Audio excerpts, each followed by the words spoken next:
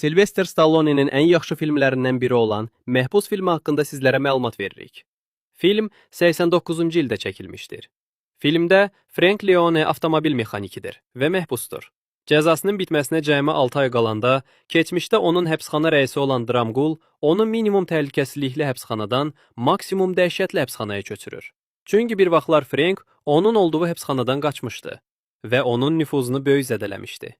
Elə buna görə də o Franki sındırmaq, ona əzab vermək və azadlığa çıxmasına mane olmaq üçün hər şeyi edir. Nəzarətçilər tərəfindən döyülmə, digər məhbusların təzyiqi ilə üz-üzə qoyur.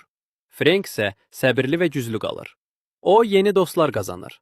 O, Dallaslı həbsxanada avtomobil təmiri ilə məşğul olur. Amma onu gözləyən təhlükələr hələ bitməmişdi. Filmin əsas mesajı heç vaxt təslim olma və ədalət uğrunda mübarizə. Filmdə maraqlı faktlardan biri budur ki, filmdə olan məhbusların çoxu həqiqi məhbuslar idi.